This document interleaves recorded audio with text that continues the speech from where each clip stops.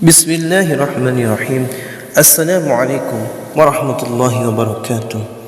Alhamdulillahi rabbil alamin. Allahumma salli ala sayyidina Muhammad wa ala ali sayyidina Muhammad.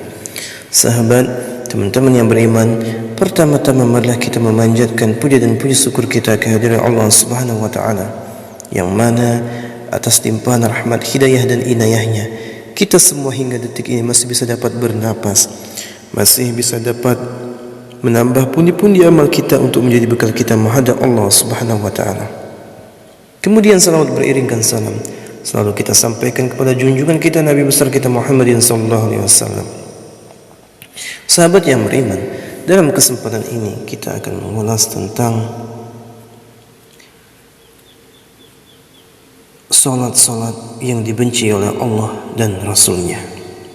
Dalam rukun Islam, salat adalah rukun pertama yang wajib dikerjakan. Ibadah salat juga adalah tiang agama. Salat adalah kewajiban bagi setiap umat Islam sebagai bukti kecintaan kita kepada Allah Subhanahu wa taala. Ada 5 waktu salat wajib yang tidak boleh ditinggalkan, yaitu salat subuh, zuhur, asar, maghrib dan isya. Meskipun tidak bisa berdiri, maka boleh untuk duduk.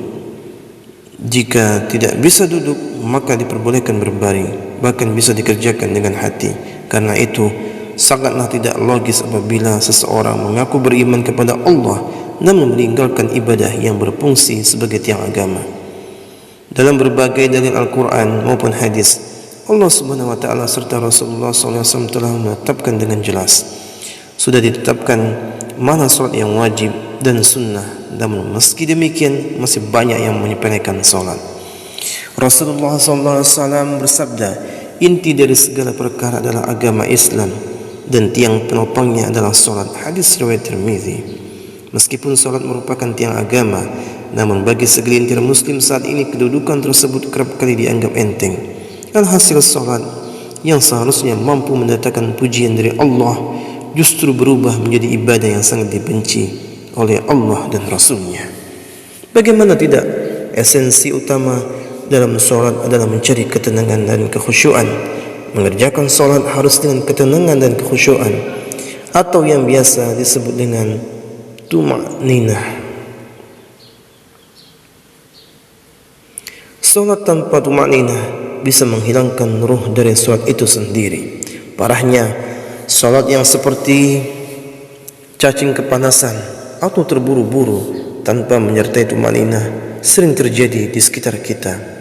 Ada hadis yang perlu kita ketahui di mana Rasulullah pernah mengibaratkan orang yang salat tanpa tuma'ninah sama dengan kejahatan seperti seorang pencuri. Rasulullah SAW bersabda, sejahat-jahat pencuri adalah orang yang mencuri dari salatnya. Para sahabat bertanya, wahai Rasulullah, bagaimana dia mencuri dari salatnya? Beliau menjawab, orang yang tidak menyempurnakan ruku dan sujudnya. Hadis riwayat Ahmad.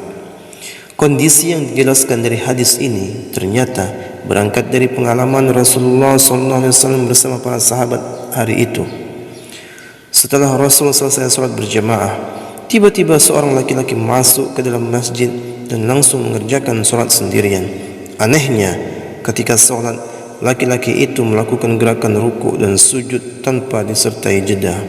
Melihat hal itu, Rasulullah SAW kemudian berkata di hadapan sahabatnya, apakah kalian menyaksikan gerakan salat laki-laki tersebut?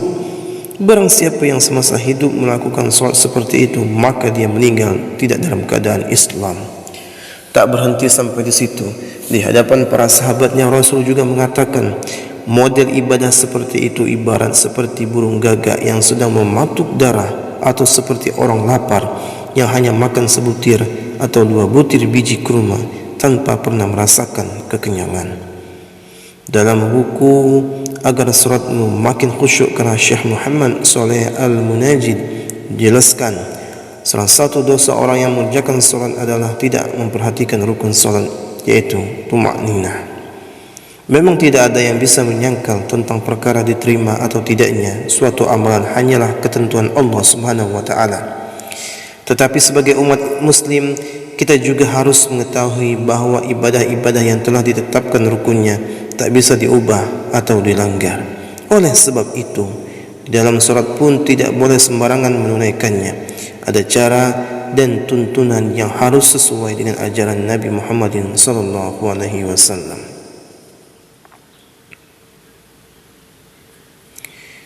Dalam suatu hadis Rasulullah SAW bersabda, sesungguhnya pertama kali yang dihisab atau diminta pertanggungjawaban dari segenap amalan seorang hamba di hari kiamat merupakan solatnya. Bila solatnya baik maka beruntunglah dia, dan bila mana solatnya rusak sungguh kerugian menimpanya. Hadis riwayat Tirmizi. Itulah tadi sahabat yang beriman. Mudah-mudahan bermanfaat. Mudah-mudahan solat kita betul-betul solat yang sesuai dengan syariat, yaitu dengan tumakninah yang bagus. Jangan sampai terburu-buru, karena kalau kita terburu-buru bisa jadi solat kita tidak diterima oleh Allah Subhanahu wa taala. Mudah-mudahan solat-solat kita diterima oleh Allah Subhanahu wa taala. Amin amin rabbal alamin. Mungkin itu saja sahabat. Saya akhiri. Wassalamualaikum warahmatullahi wabarakatuh.